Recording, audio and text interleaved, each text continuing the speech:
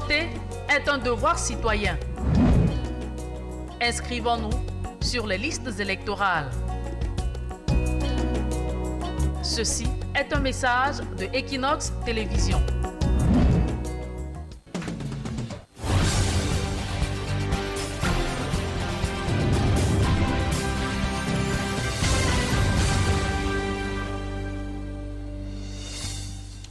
C'est un plaisir de vous retrouver pour ce grand format de l'actualité. Bonsoir à tous, les titres du journal. Au sommet, une scène discrètement filmée chargée de mépris à Dembo, un arrondissement du département de la Benue, dans la région du Nord Cameroun.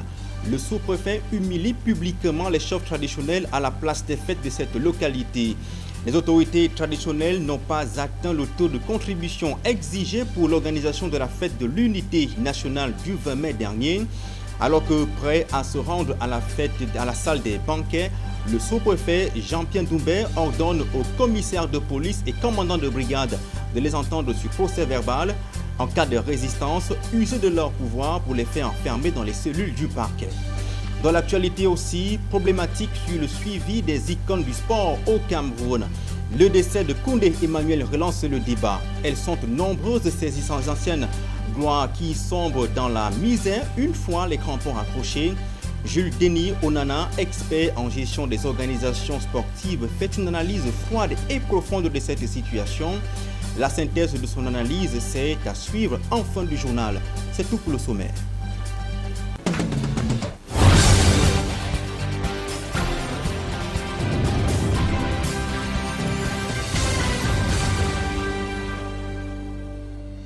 Vous faites bien de vous informer sur Equinox Télévision. Merci de choisir nos antennes. En ouverture de ce journal, dans l'arrondissement de Dembo, au nord Cameroun, le sous-préfet Jean-Pierre Doumbé Dika sermonne avec une rare agressivité les chefs traditionnels de la localité. Leur faute, c'est de n'avoir pas atteint le niveau de contribution exigé pour l'organisation de la fête de l'unité nationale du 20 mai dernier.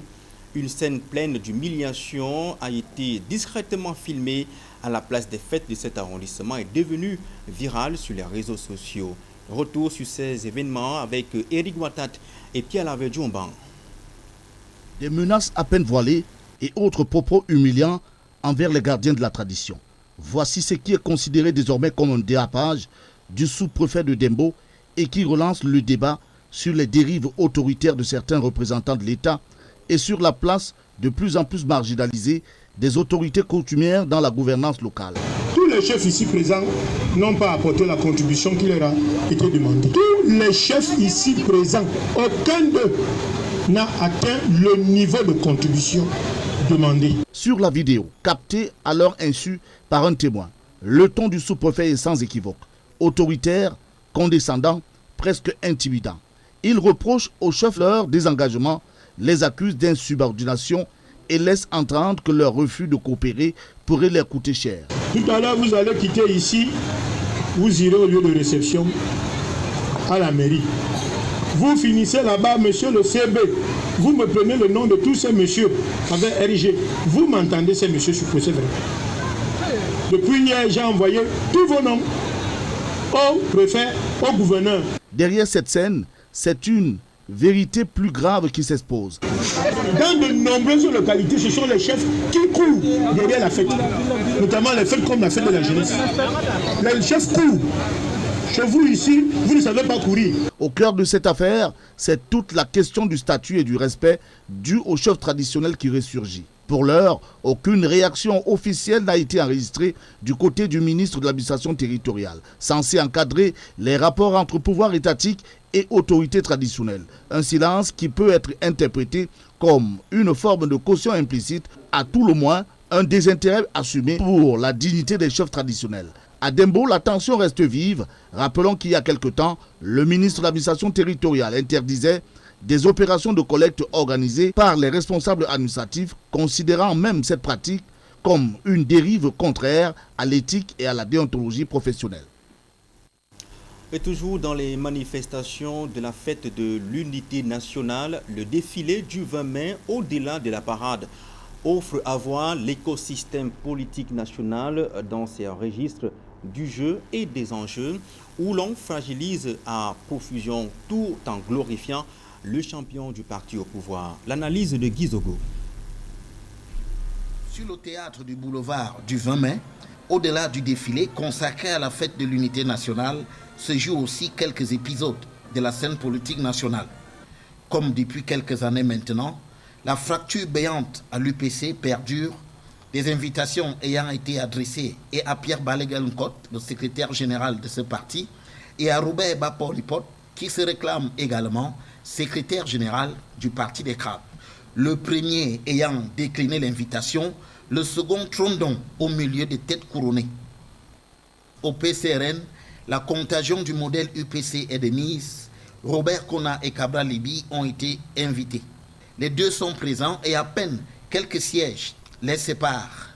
Sur le macadam du boulevard, les militants de cette formation politique crient leur désapprobation.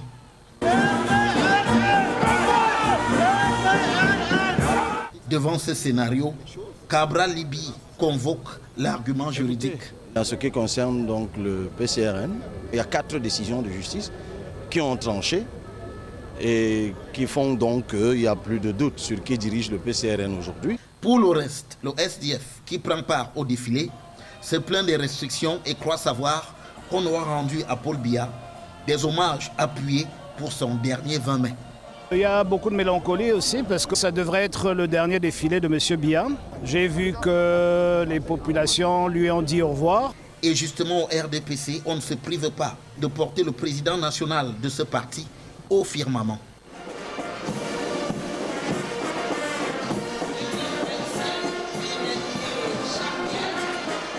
La photographie du boulevard du 20 mai, par jour de fête nationale, dissimule à peine le jeu et les enjeux de la scène politique nationale. Les populations de Koutaba ont été témoins d'un événement historique le week-end dernier. Il s'agit de la réouverture de l'aéroport de leur localité hors service depuis 1989. La réhabilitation a été faite à la faveur du Hajj de cette année. L'euphorie qui a régné au moment où les pèlerins, autorités administratives et populations ont de nouveau aperçu un avion sur le tarmac de cet aéroport. Un reportage est signé Maman Soufone, Kemazo Matido Osumba et Gladys Sidje Babadian. Les populations de Koutaba exultent de joie à la vue d'un avion qui vient de se poser sur le tarmac de l'aéroport de Koutaba, symbole éclatant d'un retour à la modernité.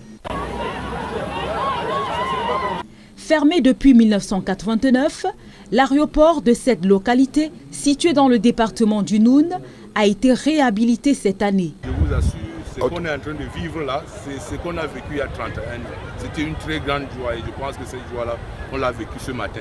Nul n'a été votre travail dans Equinox Télévision.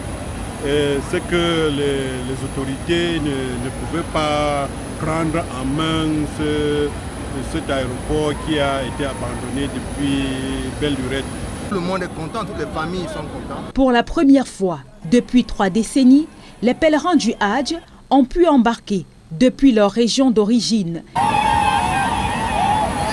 Cet événement, salué aussi bien par les autorités que par les habitants, constitue une avancée significative.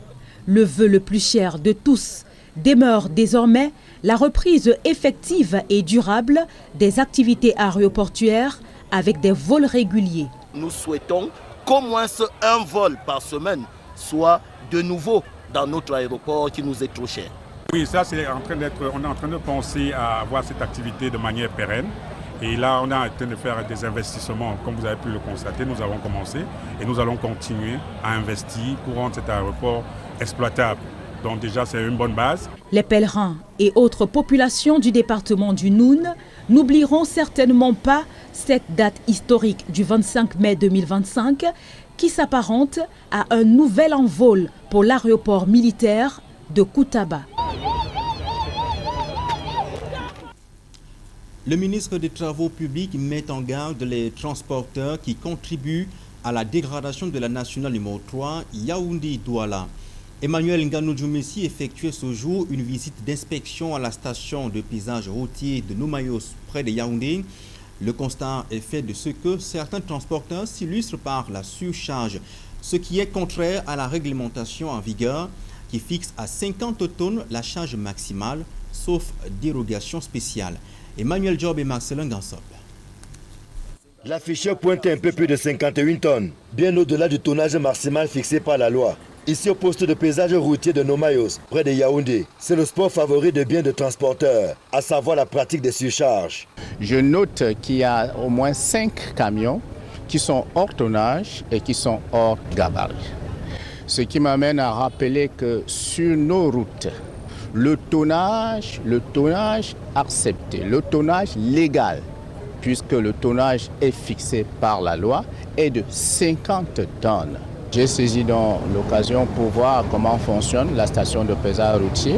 Je me suis rendu compte que l'afficheur fonctionne convenablement, la bascule fonctionne convenablement. En visite d'inspection dans cette station de paysage routier, le ministre des Travaux publics prescrit la tolérance zéro vis-à-vis des usagers qui prennent des libertés avec la réglementation en vigueur. Il y va de la protection de ce patrimoine routier qui dessert 2 grandes capitales camerounaises et bien au-delà. J'ai demandé à mes équipes d'y veiller.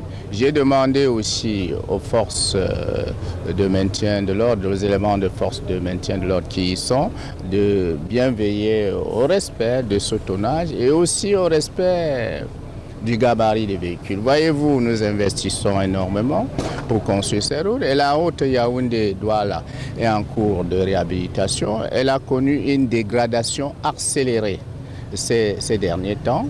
L'une des raisons étant ce non-respect du tonnage. Surcharge, délit de fuite et haute circulation des camions hors gabarit. Telles sont les principales infractions enregistrées ici, au regard de sa haute importance, à la fois stratégique et économique. La nationale 3 Yaoundé-Douala se doit d'être protégée et préservée. Cela passe par le respect scrupuleux du tonnage, tel que fixé par la loi.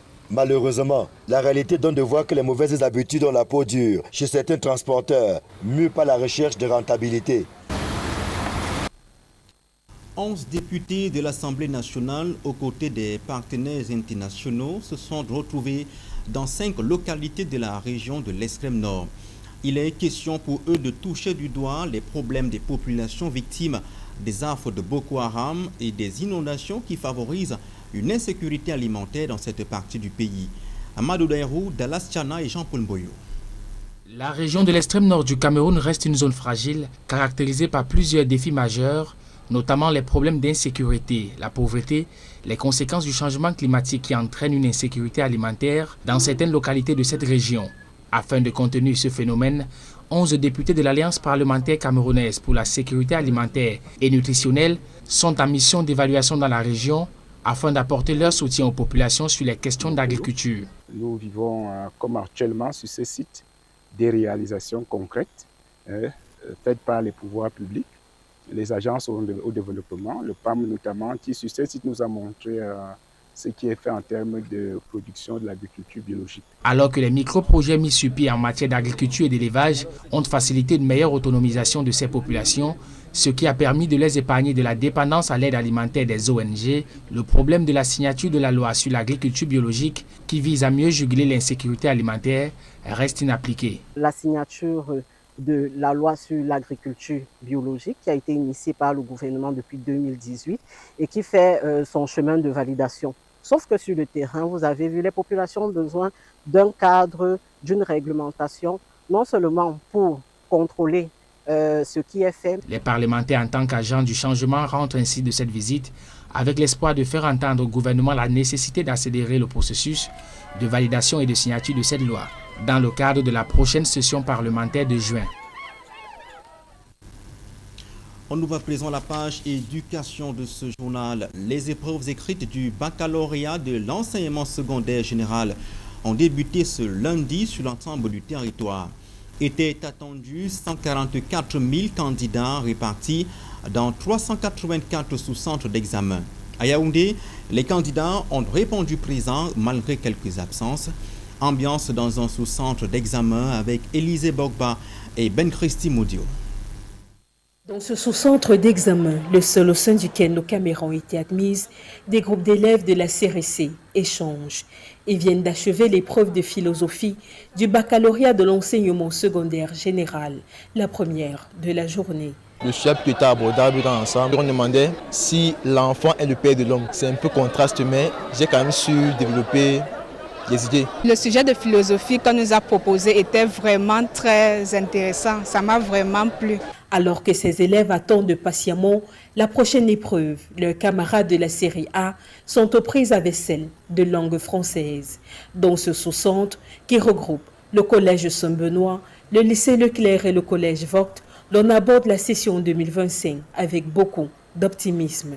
Je pense que nous sommes assez prêts pour pouvoir aborder de manière assez efficace les épreuves suivantes. Au début, j'étais un peu stressé, mais c'est passé. J'ai envie de passer mon baccalauréat cette année et de la meilleure manière possible. Je ne veux pas seulement avoir 10, c'est pas ça mon challenge. Du côté de l'organisation de cet examen, dans ce sous-centre, on rassure sur son déroulement. Tout se déroule normalement depuis ce matin, dans un calme serein. Nous avons eu qu'un seul absent, série littéraire. Cette session 2025 du baccalauréat de l'enseignement secondaire général se tient alors qu'une grève annoncée par le collectif des organisations des enseignants du Cameroun correct est en cours. Au rang des revendications formulées par les enseignants figurent les impayés des surveillances et corrections des épreuves de 2023-2024.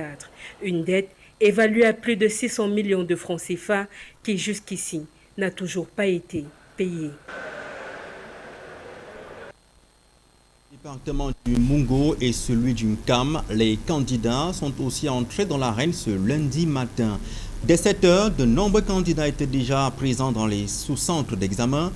Entre fouilles obligatoires, première épreuve redoutée et inclusion des candidats malvoyants, cette première journée donne le temps d'une semaine sous pression. Janine Nyonta, Théophile Chouke et Hubert Michel Kamini. Il est 7 heures du matin, devant les portails des sous-centres d'examen, l'attente est calme. Les candidats au baccalauréat de l'enseignement secondaire général sont sur place, prêts à affronter une étape décisive de leur parcours scolaire.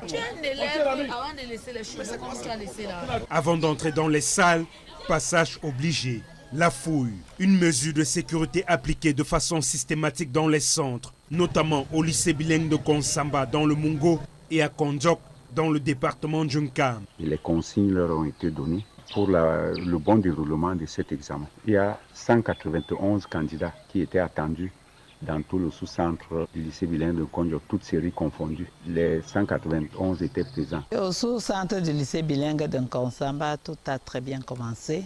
Tout le monde est là, le chargé de mission était déjà là, tout se passe bien. 8 heures, le coup d'envoi est donné. Littérature pour les séries littéraires, philosophie pour les séries scientifiques. Confiants et sereins, les candidats se disent prêts à affronter les différentes épreuves malgré le stress du moment. On est toujours stressé, mais je pense que ça va aller. On s'est préparé depuis plus de 9 mois. Et les examens, durant les évaluations, nous ont permis de pouvoir mieux nous en sortir cette année. La première épreuve du bac en série C, c'était la philosophie. Bien que c'était un peu difficile, mais on s'est battu. Il y avait des questions un peu plus complexes. On a essayé de faire de notre mieux. Au sous-centre du lycée bilingue de Konsamba, un dispositif particulier est mis en place pour accueillir les candidats déficients visuels. Pour eux, les conditions sont plus complexes, mais la détermination reste intacte. Déjà, le braille n'est pas une écriture facile à écrire. Donc, ce qui fait que quand le temps finit, nous sommes encore en train de composer. Voilà, parfois même tu ne finis pas l'épreuve, on dit que le temps est passé. Ces accessoires sont extrêmement chers, nous manquons de quoi y acquérir, d'où cet appel pressant. Le baccalauréat de l'enseignement général, session 2025, a officiellement démarré ce lundi. Il s'achèvera samedi prochain avec les épreuves facultatives. Les dispositifs de lutte contre la fraude et les mesures de sécurité ont été renforcés dans la région de l'Ouest. Grâce à ces mesures, aucun incident n'a été enregistré dans les sous-centres d'examen parcourus par nos reporters Robert Kenyé et Vivien Tonfac dans les départements du Kounki et de la Mifi. Reportage. Génie de documents proscrits en salle d'examen. Les messages sont bien affichés dans les sous-centres d'examen de la région de l'Ouest, comme ici au lycée bilingue de Yom 3 dans le département du Kounki. En plus de cette mesure prise pour éviter les cas de fraude, Tous les candidats sont passés au peigne fin, parfois plusieurs reprises. Les candidats, une fois arrivés, on a procédé à une fouille systématique à l'entrée de la guérite par les membres du secrétariat et les suivants du secteur et les suivants des surveillants. Une fois la fouille est faite au niveau de la guérite, la deuxième fouille se fait devant la salle de composition par les suivants de salle. Nous procédons à la fouille des élèves. D'abord à l'entrée. Les membres du secrétariat les accueillent à l'entrée, on les fouille à l'entrée, on les dépouille de tout ce qui est interdit.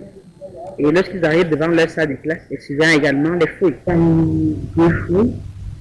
Une première fouille au niveau du portail et une seconde au niveau de chaque salle. Dans ces sous-centres d'examen de baccalauréat de l'enseignement général, le dispositif de sécurité a été renforcé avec l'implication des forces de l'ordre. La police est là, la gendarmerie également. Nous avons également des surveillants internes qui sont là pour contrôler le site et s'assurer que tout se déroulera sans vertu. Nous avons également une camarade surveillante, le de notre bureau, qui essaie de faire le tour de l'établissement. Nous avons un juge général de l'établissement qui détecte également des cas éventuels. Nous avons saisi l'autorité administrative et les forces de maintien de l'ordre, les copies de vous avez vu, il y a comme une tournée parce que il y a beaucoup de forces de maintien de l'ordre qui viennent ici et sans être toujours en tenue. Nous avons signalé également une réunion préparatoire qui tenait également lieu de séance de formation. Ces mesures ont permis d'éviter des incidents dans les sous-centres visités lors de la première journée de baccalauréat de l'enseignement général dans la région de l'Ouest. À Boya, dans le département du Fako, malgré le Ghost Town, les épreuves du baccalauréat ont débuté ce lundi sans incident majeur, notamment au lycée bilingue Grammar School de Moliko, où presque tous les candidats ont répondu présent. Une grande satisfaction pour l'administration et le corps enseignant. Dallas Chana et Pascal Tanquet. À Boya, région du sud-ouest, les rues vides témoignent une fois de plus du Ghost Town. Cette journée morte devenue routine dans les régions anglophones en crise. Pourtant, malgré la tension qui persiste, les candidats au baccalauréat ont répondu présents dans les centres d'examen. Au Bilingual Grammar School de Moliko, l'administration a anticipé sur les possibles difficultés en recommandant aux élèves de se rapprocher de l'établissement afin de parer à toute éventualité. La semaine passée, on a réuni nos candidats, on les a dit de faire tout. Si vous habitez les zones qui sont dangereuses, il faut quitter avant dimanche. Je suis d'autant plus satisfait que samedi, quand nous avons commencé les choses, tout était déjà mis en place pour que ce lundi, l'examen se déroule vraiment de la plus belle des manières. Le problème de ville morte, de taxi était nombreux là dehors là. Moi qui vis loin d'ici, je suis venu tranquillement en taxi ici. Une stratégie réussie, car moins d'absences enregistrées et des épreuves lancées sans retard ni incident majeur. Nous avons 96 candidats, mais c'est 92 qui sont là parce que 4 sont absents. D'abord, à 7h00, tous les candidats étaient là. Et avant d'entrer dans la salle de classe, on les a fouillés. Et nous avons commencé à 8h00. Et celui A, B, on commence avec littérature, culture générale. Celui C, philosophie. Celui D, TI, littérature ou culture générale. L'examen se déroule dans une atmosphère calme. Dans les salles d'examen, le dispositif est strict. Et malgré le stress, plusieurs élèves estiment avoir donné le meilleur d'eux. Bon, c'est calme, c'est un peu comme d'habitude. Il n'y a pas de pression, il n'y a pas de stress. On a commencé avec philosophie. On peut dire l'épreuve de philo était abordable. Je me suis débrouillé, j'ai mis en pratique tout ce qu'on a appris au cours de l'année. Les épreuves s'achèvent samedi prochain. Il s'agit de l'ultime étape qui ouvre les portes de l'enseignement supérieur. Et dans le sud du pays, menace sur une petite école communautaire du village Lokunje. Déjà très enclavé, le village ploie désormais sous les tensions de guerre foncière. Les enseignants se sont réfugiés à Kribi pour leur sécurité. Alors que la fin de l'année scolaire se trouve compromise, l'arbitrage de l'autorité administrative reste très attendu. Joseph Abenabena. La petite école communautaire du village Lokunje est menacée de fermeture. Les enseignants se sont réfugiés à Kribi, craignant pour leur vie. Nous nous retrouvons ici à Kribi parce que nous avons vu que nous étions en insécurité au village. Puisque le commandant est descendu avec les troupes, nous étions à l'école. Les enfants ont pris peur, ils sont rentrés à la maison. Ils étaient venus armés et ils ont pris les ouvriers, certains ouvriers, et nous étions que des femmes. Nous étions en insécurité, nous ne pouvions plus aller dans nos champs traversés et nous avons laissé notre maison pour venir nous installer à l'école. Abandonnée par les pouvoirs publics, la petite école communautaire qui compte 48 élèves a été construite par les fils du village. À cause de la guerre foncière qui sévit ici, les parents craignent pour leurs enfants. Les parents même du village même disaient que c'est mieux de ne même plus envoyer les enfants à l'école. Et c'est ainsi qu'on a arrêté les classes. Le mardi, nous sommes quittés là-bas. Toutes les enseignants, nous sommes quittés là-bas. Parce que nous manquons rien même pour nos vies. Oui, les gars circulaient avec les machettes, c'était plus sécurisant pour nous. L'endroit où même M. Simeon nous a logés, nous sommes obligés de quitter de là et s'installer plutôt à l'école. Nous dormions à l'école. Cette situation qui risque de faire passer une année blanche aux enfants indigne plusieurs. Si rien n'est fait dans les plus brefs délais, ces enfants manqueront sans doute l'éducation. C'est vraiment déplorable parce que de ce côté-là, les enfants ne vont pas à l'école. Comme moi, je suis une enseignante de la CIL et du CP. Nous avons des enfants presque de 16 à 18 ans, que c'est leur deuxième année d'aller à l'école. Elles font le CP. Donc je pense que si l'école-là n'existe pas de ce côté-là, l'avenir de ces enfants-là ne sera pas assuré. Pour l'heure, le préfet de l'Océan vient d'être saisi du dossier. Les regards sont désormais tournés vers Kribi, d'où viendra certainement le salut de ses enfants. Et puis en sport, le décès de Koundé Emmanuel relance la problématique sur le suivi des icônes du sport au Cameroun. Elles sont nombreuses, ces anciennes gloires qui sombrent dans la misère une fois les crampons raccrochés. D'après Jules Denis Onana, expert en gestion des organisations sportives, la problématique du suivi des icônes du sport au Cameroun se manifeste à plusieurs niveaux, lesquels suivons plutôt cette analyse de Kemazo Maltido Sumba et Achille Kamga. D'après l'ancien international Jules Denis Onana, la problématique du suivi des icônes du sport au Cameroun se manifeste à plusieurs niveaux. La précarité post-carrière. De nombreux sportifs, même ceux qui ont connu la gloire, se retrouvent sans ressources une fois leur carrière terminée. Le manque de possibilités de reconversion professionnelle, l'absence de plan de retraite ou de sécurité sociale adéquate et parfois une mauvaise gestion de leur patrimoine pendant leur période faste les plonge dans la précarité. Emmanuel Jérôme Koundé, comme d'autres avant lui, a connu des moments difficiles après avoir accroché les crampons. L'autre niveau, c'est le manque de reconnaissance institutionnelle et financière. Jules Denis Onana soutient bien que l'État et les fédérations saluent souvent les performances de ces icônes, la reconnaissance se limite parfois aux hommages et aux médailles sans se traduire par un accompagnement concret et durable. Il note aussi la santé et la prise en charge médicale. Ici, les carrières sportives de haut niveau sont exigeantes et peuvent laisser des séquelles physiques. Le manque d'un système de prise en charge médicale spécifique, même parfois pendant la période active du joueur, est un problème majeur.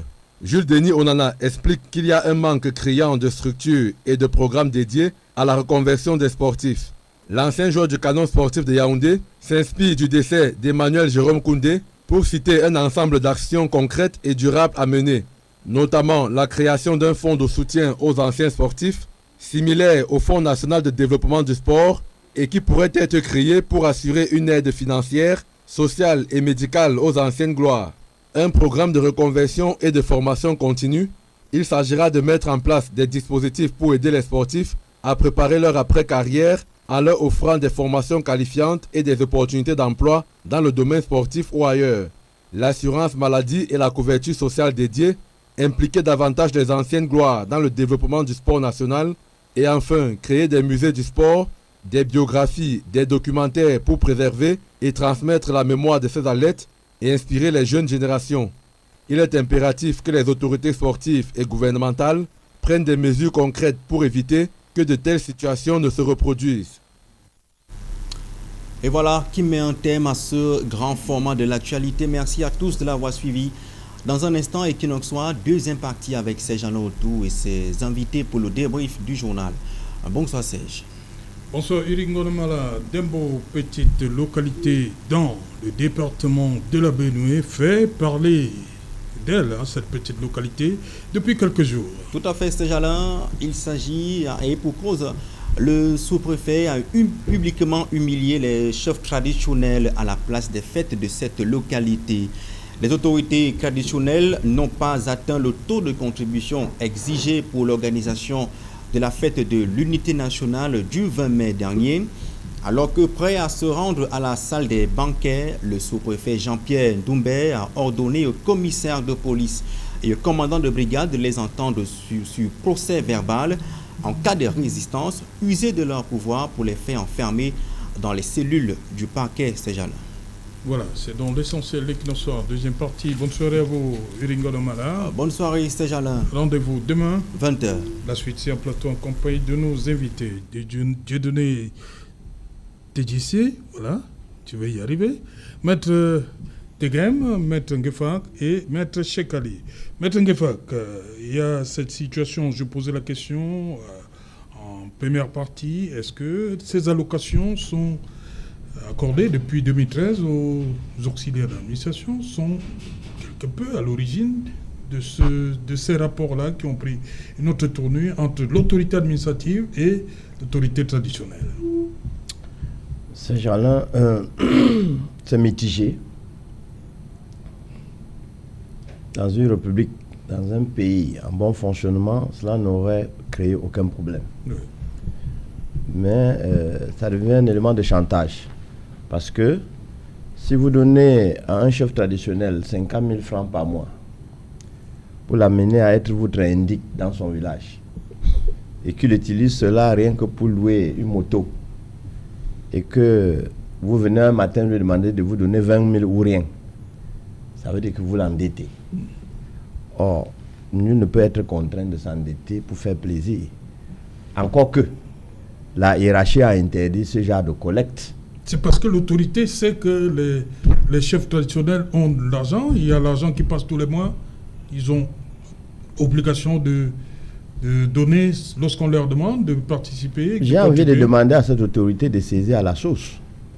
Elle devrait prendre la source? Bien sûr. S'il sait qu'il peut anticiper, il fait la liste qu'on va faire dans les tontines. Est-ce qu'on arrête le principe, on dit oui, bon, on aligne tout le monde et puis on dit le mois prochain, vous allez jouer avec votre assurance, on prélève. Il n'avait pas besoin d'humilier autant un chef parce que c'est très grave lorsqu'on réécoute ce qu'il a dit. Et puis je constate qu'il n'y a pas seulement ce sous-préfet de Dembo.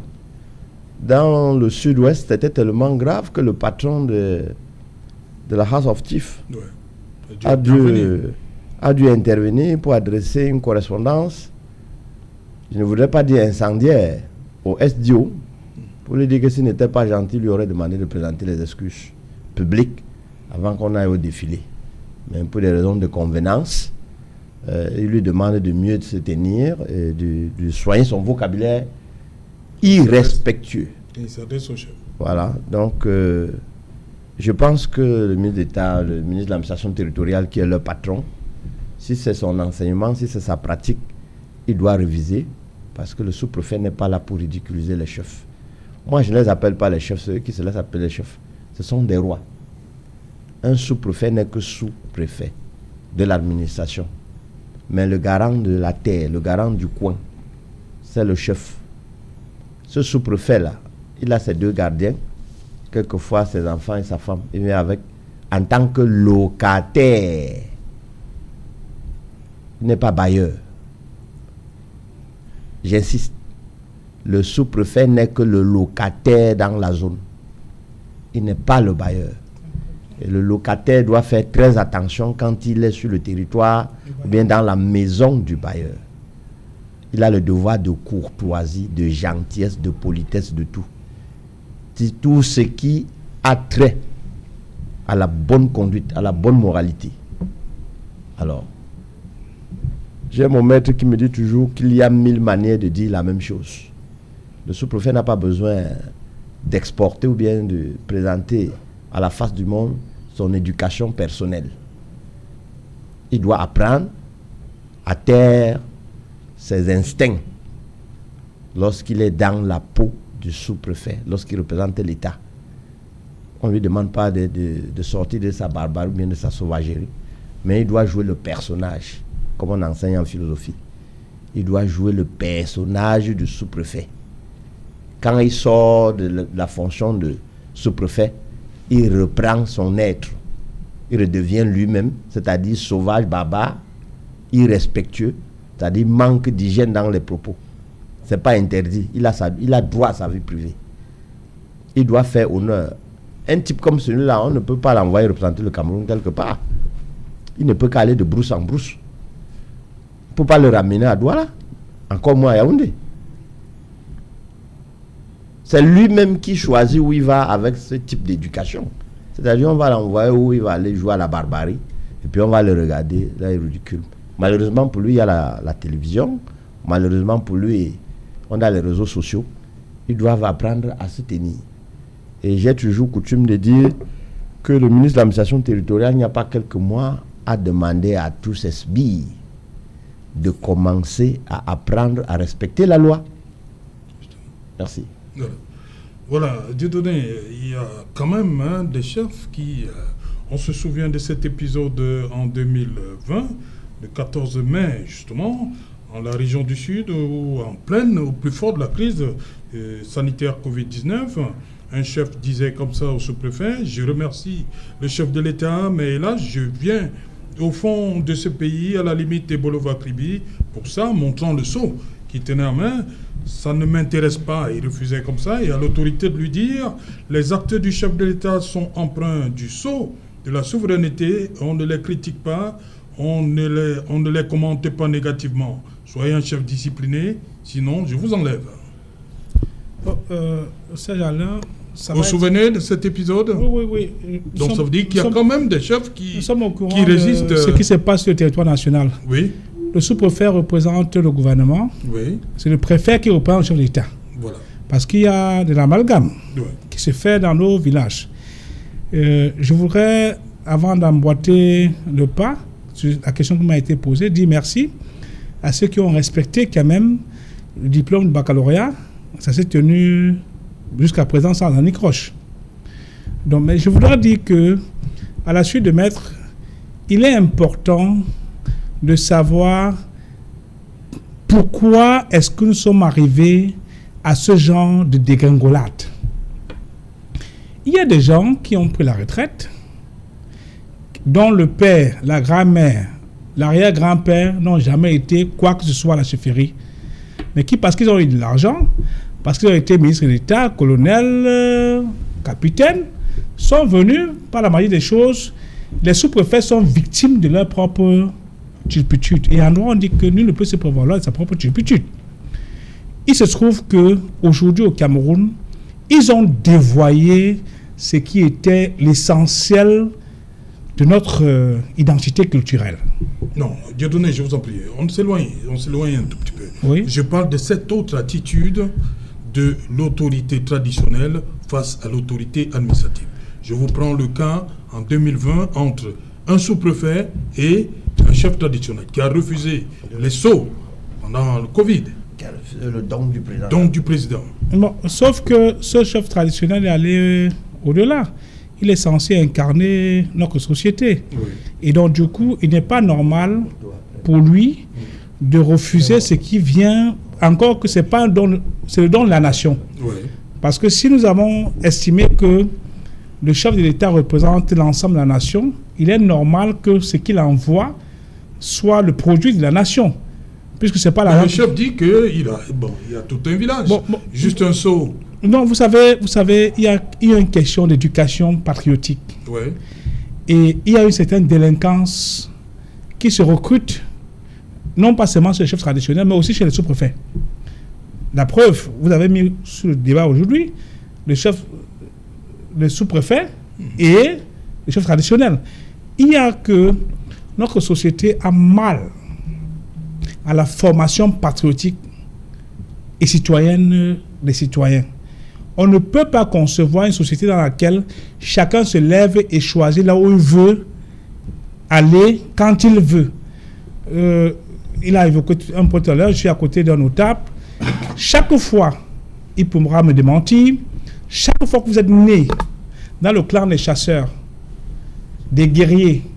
Vous êtes confié à la classe, à la caste de votre origine, et vous avez reçu l'éducation conformément à ce que la société attend de vous dans 5 ans, 10 ans. Aujourd'hui, le point que vous posez sur la table commande que le Cameroun fasse les états généraux de ce qu'on veut en termes de citoyens. Pas des voyous, des délinquants, parce que, voyez-vous, ces gens-là, il se trouve que notre pays a perdu le repère. Si ce chef traditionnel était passé dans la caste des chefs, parce que, voyez-vous, on ne devient pas chef, hein, on est chef. On devient de quel chef, là? Le chef qui s'est comporté à l'égard du sous-préfet. Oui. On ne devient pas chef, on est chef. Il est important aujourd'hui de rentrer dans les sociétés traditionnelles pour se réapproprier. Vous avez dans les chefferies et dans les sociétés traditionnelles des castes en fonction de ce qu'on attend du citoyen. Vous êtes forgeron, vous allez fabriquer les armes, vous allez fabriquer beaucoup de choses. Si vous êtes vigneron, comme mon père, vous allez fabriquer du bon vin. Okay. Si vous êtes ma mère, vous allez être ménagère. Même si vous êtes princesse, c'est votre rôle. Il est important aujourd'hui de savoir que on ne peut pas continuer à s'approprier la société occidentale sans rentrer à la source. Raison pour laquelle aujourd'hui, il est important que le ministère de la Culture, la communication et l'identité nationale puissent organiser, non pas les colonies de vacances des gens qui vont se balader à la mer et autres là, qui puissent plutôt rentrer, apprendre à savoir ce que c'est qu'un citoyen dans la tribu de là où on vient. Ok. Merci. Maître Tegem, il y a un passage où le sous-préfet dit « Ne venez plus à mon bureau pour demander une aide financière ». Il s'adresse au chef. Monsieur Tou, je vous ai dit en commençant... C'est le père de famille quand même, quand il dit comme ça que ne venez plus à mon bureau demander une aide financière. Je vous ai dit en commençant l'émission qu'il s'agit d'un dialogue entre une autorité administrative et ses collaborateurs. Les chefs sont la place publique. Les chefs sont des collaborateurs du sous-préfet. Oui. Ils travaillent à bâtir la nation camerounaise. Ils travaillent à construire l'unité nationale. Pourquoi il dit donc à son collaborateur de ne plus venir à son bureau pour demander une aide financière? Je vous ai dit la circonstance. Dans un contexte démocratique, il y a des gens qui s'expriment. Et dans l'expression, même sur votre plateau, parfois dans l'expression, les gens sont excessifs. Ça peut arriver. Maintenant, il s'est exprimé et je vous ai dit la hiérarchie appréciera. Mais pour l'instant, moi je crois qu'on est dans un contexte démocratique. Il s'est exprimé. Il a donné un avis, une opinion. Et si la hiérarchie estime que l'opinion est au-delà de ce qui doit être fait, la hiérarchie appréciera et prendra la décision qui s'impose. Maintenant, je l'ai écouté là tout à l'heure. En passant, je vais dire que je ne suis pas parmi les 9 notables pas. Donc, et ce que je veux faire observer là, c'est que j'ai suivi, il a dit vos contributions. Oui. Il n'a pas parlé, je n'ai pas suivi financière. Et je dois dire, même sur ce plateau, chacun d'entre nous doit contribuer à l'œuvre d'unité nationale. C'est lorsque tout à l'heure... Vous n'avez pas entendu financière? Non, j'ai entendu, il a dit vos contributions. Oui. Pour vous, ça renvoie quoi? Non, il y a des contributions. Même mobiliser les sujets des chefs. Ils doivent mobiliser pour l'unité nationale. Mais l'unité nationale au Cameroun, excusez-moi. Aucun n'a atteint le niveau de contribution demandé. Voilà. La contribution est une contribution patriotique. Ah bon? Mais il faut mobiliser. Okay, une minute, permettez. Warren Zede, s'il te plaît. On va suivre le sous-préfet d'un peu. Mais l'émission est en train de se terminer. Vous allez non, on va suivre. Je vous en prie. Le comité d'organisation, comme vous le faites toujours, et même plus que ce qu'il faut, tous les chefs ici présents n'ont pas apporté la contribution qui leur a été demandée. Tous les chefs ici présents, aucun d'eux n'a atteint le niveau de contribution demandé. Mais pas plus tard que lundi, 2 étaient dans mon bureau pour me demander l'aide pour se soigner au centre de santé. Quand c'est pour demander l'aide, ils sont champions. Mais quand c'est pour apporter leur contribution, ils ne peuvent pas apporter leur contribution. Tout à l'heure, vous allez quitter ici, vous irez au lieu de réception à la mairie. Vous finissez là-bas, monsieur le CB. Vous me prenez le nom de tous ces messieurs avec RG. Vous m'entendez, ces messieurs, c'est vrai. Depuis hier, j'ai envoyé tous vos noms au préfet, au gouverneur, et je vais les envoyer au MINAT. Nous ne pouvons pas continuer dans ces conditions. Quand il y a le 11 février, la fête de vos enfants, vous ne voulez pas contribuer. Il y a le 20 mai, vous ne voulez pas contribuer. Mais vous voulez le développement, l'eau, l'électricité. Et pourtant, vous avez déjà un minimum de développement ici. Vous avez déjà les établissements secondaires. L'établissement qui a brûlé dernièrement, le lycée, nous avons déjà un donateur. Le conseil régional s'est engagé à refaire. L'entreprise Eneo va venir ici la semaine prochaine, pour refaire. Il y a une entreprise à Douala, Solevo, qui va venir ici dans 2 semaines. Qu'est-ce que vous voulez qu'on fasse pour vous? Monsieur le Lawan, qu'est-ce que vous voulez qu'on fasse pour vous? Je dis bien que, commandant, ils finissent de manger, tous passent à la brigade. Vous me prenez le nom de tous ces messieurs. Celui qui n'est pas là, nous allons le ramasser. Il va dormir au parquet. Alors, même s'il va dormir, il va se cacher au Niger. Nous n'allons pas continuer comme ça. Quand on vous dit de contribuer, contribuez. Quand c'est pour porter les bons gandoura et épouser plusieurs femmes, vous êtes champion. Mais quand c'est pour faire avancer la République, vous ne faites pas avancer la République. Vous croyez, vous pensez que le Cameroun c'est le Tchad, c'est le Niger, c'est le Gabon? Hein? C'est le Gabon là qui vous amène l'électricité, c'est le Gabon là qui vous amène l'eau. Mais il faut quand même vous regarder dans un miroir pour voir si vous êtes blanc ou si vous êtes noir ou marron. Qu'est-ce que c'est que ça? Qu'est-ce que c'est que ça? Dans de nombreuses localités, ce sont les chefs qui courent derrière la fête. Notamment les fêtes comme la fête de la jeunesse. Les chefs courent. Chez vous ici, vous ne savez pas courir. Vous savez seulement vous asseoir, on vous tape le tam-tam. Vous savez seulement vous asseoir, les femmes vous font les salamalek. Après vous faites les enfants, les multiples enfants, et beaucoup vadou là dehors à ne rien faire. Et quand on veut les scolariser, vous n'êtes même pas capable de nous aider pour les scolariser. Vous nous combattez même. Ça doit finir. Je vous dis, faites extrêmement attention. À partir d'aujourd'hui, ne venez plus à mon bureau pour me demander une aide financière. Même vos papiers, avant de les signer, réfléchissez par 2 fois avant de venir à mon bureau. Réfléchissez par 2 fois. Parce que vous nous avez extrêmement dessus.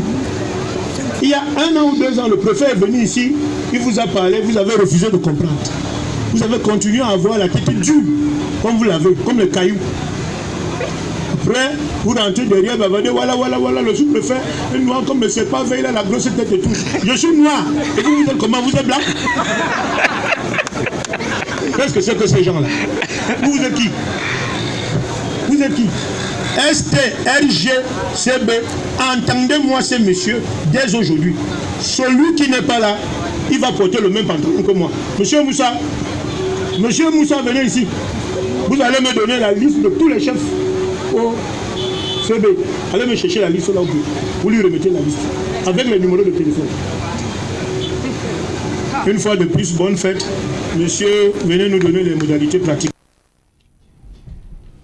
Voilà, Dans le mot financier, oui. Je n'ai pas entendu le mot contribution financière. Au contraire. Oui. Et si j'avais même suivi cette vidéo, j'aurais eu une autre approche. Parce qu'il y a bien des endroits où il est très républicain, monsieur le sous-préfet. Oui. Lorsqu'il dit, vous avez eu l'électricité de l'État, vous avez les écoles de l'État. Effectivement, c'est ce qu'il faut dire à la jeunesse. Oui. Lorsqu'on est dans un pays, le berceau qui vous a vu naître, c'est parce qu'il y a des gens qui ont travaillé pour qu'il y ait le berceau à l'hôpital. La coucheuse, c'est parce qu'il y a des gens qui ont travaillé pour qu'il y ait la coucheuse, qu'elle soit payée. Et cette époque-là, ils ont travaillé pour que vous naissiez. Vous devez continuer à participer à l'effort de construction de votre pays. C'est ce qu'il leur dit. Ça veut dire qu'il est même dans un discours très mobilisateur. Bien maintenant, quelquefois, il y a eu des dérapages dans son discours, que l'on peut quand même qualifier d'un peu excessif. Mais dans un énervement et dans un élan, il a pu tenir des propos un peu déplacés. Mais, sur le coup, je vous assure, je l'ai trouvé très, très républicain sur certains points. Lorsqu'il dit, vous attendez quoi? Qu'est-ce que la République doit vous donner? Vous avez un lycée, vous avez l'électricité, vous avez l'eau, vous êtes mieux que les autres, vous devez participer, vous devez vous mobiliser. La fête de l'unité. Monsieur Otto, et puis j'ai entendu tout à l'heure par l'Occident. L'occidentalisation, c'est la démocratie, la souveraineté. les droits de l'homme, la laïcité et tout ça. Nous, ce qu'on a besoin au Cameroun, et d'ailleurs, on en a souffert, vous avez vu le nombre d'années, on parle de la crise anglophone ici, c'est l'unité nationale. Hein. L'unité nationale est un thème très mobilisateur chez nous. C'est-à-dire que c'est une de nos priorités. Quand quelqu'un s'attaque à ça, il s'attaque à nos valeurs. Nous, c'est pourquoi d'ailleurs, depuis le président Idjo, vous avez vu le thème unité nationale. Et le président Biya maintient le cap en maintenant la fête de l'unité le 20 mai. Vous savez que ce n'est pas la date d'indépendance du Cameroun. Hein? Oui, c'est la fête de l'unité nationale. Ça veut dire qu'on a voulu que les esprits soient formatés au respect du principe de l'unité nationale. Donc lorsque le sous-préfet profite d'une telle occasion pour former les chefs, pour les mobiliser, même si c'est public, ce qu'on peut regretter, mais le fait de la publicité aussi fait que même le citoyen ordinaire qui est peut apprendre de ce qu'on dit au chef. Okay. Donc moi je pense que ayant suivi, ce n'est pas une contribution financière, la contribution peut être participative en termes de mobilisation des sujets des chefs. Non, il y a des chiffres, hein. Bon, c'est pas à moi de les dire. Je vais les dire. Vous avez parlé d'unité nationale. Comment on peut donc parler d'unité nationale lorsque certains sont exclus de la fête? Je vais parler du défilé. Non, excusez-moi, monsieur Tout. Même lorsqu'on parle d'unité nationale, il y a un cadre légal dans lequel l'unité nationale se déploie. C'est-à-dire on dit que ceux qui sont représentés à l'Assemblée... C'est le cadre légal. Et ça, c'est le préfet qui prend un arrêté, pour le dire. Oui. Et si le préfet prend un arrêté, il doit s'appliquer. Puisque le préfet a un pouvoir réglementaire. S'il dit que dans ma réglementation, voilà ce qu'il faut faire, c'est le pouvoir réglementaire du préfet. Oui. Si vous n'êtes pas d'accord, vous attaquez. C'est la loi. En péril l'unité nationale. Non. Le préfet, là, il est national. Le préfet... L'unité nationale, c'est dans un cadre réglementaire. L'unité nationale, donc le préfet peut dire que bon, non, il peut estimer que dans sa circonscription de commandement, en vertu de ses pouvoirs réglementaires, ses pouvoirs de police, il dit chez moi, ceux qui doivent défiler sont ceux qui sont représentés. Et vous allez voir une grande disparité en fonction des départements. Il y en a où certains partis politiques défilent. Ça veut dire qu'il y a des préfets qui apprécient en fonction des circonstances. 1, 2. Et je voulais quand même dire un mot là-dessus. Ça m'échappe là tout à l'heure. Je vais peut-être revenir si vous me donnez une minute tout à l'heure. Maître Chekali, il dit, Maître Tegem dit qu'on parle pas, il n'a pas entendu parler de contribution financière. Oui. Qu'est-ce qu'il en est exactement? Ce qu'il en est exactement, et je vais parler avec des références vérifiables par tous. Vous allez prendre le quotidien L'Œil du Sahel. L'Œil du Sahel. Nous avons sa parution de ce jour. Oui. Le numéro 21-22 du lundi 26 mai 2025. Je vais lire textuellement ce qui est écrit. Il dit, je cite, « Selon nos informateurs à Dembo, les chefs ont contribué à hauteur de 10 000 francs chacun, comme ils ont l'habitude de le faire lors des célébrations antérieures. Sauf que cette fois-ci, le sous-préfet a demandé une somme de 20 000 francs CFA par chef, ce que les chefs n'ont pas pu faire. En réalité, il ne revient pas aux chefs de contribuer pour l'organisation de la fête nationale. L'État finance déjà ses activités, s'indigne un fils de la localité. » Fermez les guillemets, fin de citation. Il ne m'appartient pas de faire l'apologie de tel ou tel organe de presse. Mais la sincérité nous oblige à reconnaître tous les observateurs sérieux, tous les politiciens. Nous savons que ce journal se remarque par son réseau d'informateurs le plus étendu dans la partie septentrionale du pays. Et lorsque ce quotidien donne une information dans la partie septentrionale du pays, il faut être vraiment fou ou de mauvaise foi pour contester cela. Maître Tegem nous a dit qu'il n'avait pas vu la vidéo, il ne l'a pas entendu. Il vient maintenant de voir la vidéo. Moi, je lui dis que ce matin, lorsque je lisais les journaux, j'ai d'abord commencé par lire ce journal et j'en ai été indigné. Tout à l'heure, nous venons d'entendre tous ensemble, et cette fois-ci avec Maître Tegem, nous avons entendu le sous-préfet de Dembo dire au chef traditionnel de sa circonscription administrative que ailleurs on fait courir le chef d'abord. Vous avez entendu? Il dit que vous êtes assis. Il fait référence à son compère de la vallée du Thème qui a organisé une course à pied dans le processus de désignation du chef traditionnel. C'est-à-dire, au lieu, un épisode que tout le corps de la préfectorale veut rapidement faire passer aux oubliettes parce que ça a été un outrage à tout un peuple. Il s'en va à Dembo et il brandit cette menace parce qu'il dit, vous avez la chance, ailleurs on fait courir le chef. Autrement dit, que si on le pousse un peu, lui aussi il va faire courir le chef dans sa circonscription administrative. Tout à l'heure, M. Tegema a dit que ce n'est qu'une opinion. Non, monsieur, l'opinion qu'il a donnée, c'est lorsqu'il dit que vous ne connaissez que vous asseoir en table tam-tam. Ça, c'est une opinion. Lorsqu'il dit que vous épousez trop de femmes, vous avez beaucoup d'enfants, ça aussi, c'est son opinion. Mais lorsqu'il dit à son commandant de brigade, nous connaissons le verbe, le mode impératif. Lorsqu'il dit que dès qu'ils vont finir de manger, vous amenez ces messieurs, vous les entendez sur procès verbal. Ça, ce n'est plus une opinion. Ça, c'est l'impératif. C'est un acte administratif. C'est-à-dire, c'est exécutoire. Illégal. Lorsqu'il dit, je ne sais pas ce fameux Moussa dont on a entendu le prénom tout à l'heure, lorsqu'il dit Moussa, vous me prenez le nom de tous ces messieurs avec leur numéro de téléphone. C'est un acte administratif exécutoire. Si Moussa n'obéit pas, Moussa peut être poursuivi pour rébellion. Moussa doit soit demander le sursis à exécution de cette décision, soit s'exécuter.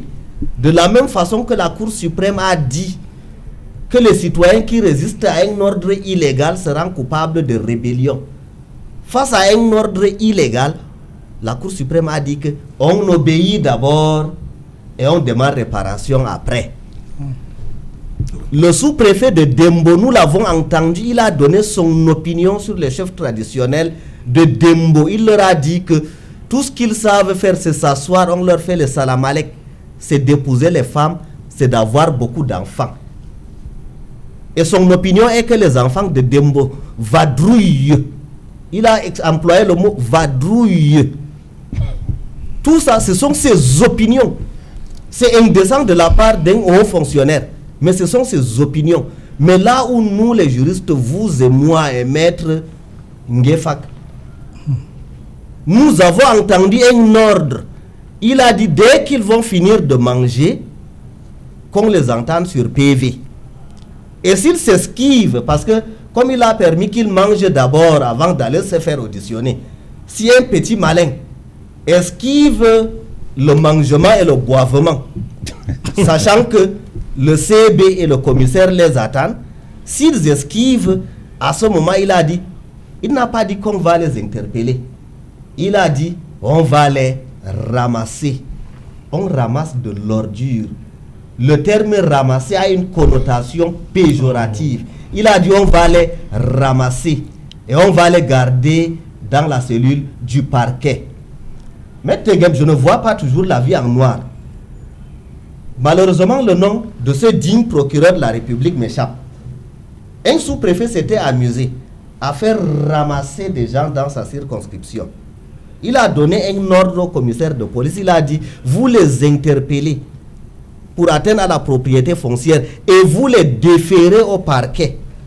Et le procureur de la République, qui est républicain, il a dit au sous-préfet là, comme vous êtes devenu procureur de la République, vous allez vous-même signer le mandat de dépôt. Moi, je ne les garde pas. Okay. Juste deux phrases. Deux phrases. Merci. Chers confrères, vous savez très bien que l'arrivée du procureur dessaisit l'OPJ. Qu'est-ce que vous voulez dire par là? Comme ce qu'il dit là. Qu'est-ce qu'il dit? Le protecteur de la liberté, c'est monsieur le procureur. Dès qu'il arrive l'OPJ, dont vous dites audition là, il est dessaisi. Un. Deux. Deuxième observation que je voulais faire tout à l'heure, c'est qu'il y a 368 arrondissements au Cameroun.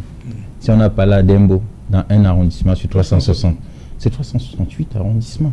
Donc reconnaissez quand même que les sous-préfets sont bien formés. Ça, c'est pour répondre à l'argumentaire de Mengefa qui disait tout à l'heure qu'on les forme comment.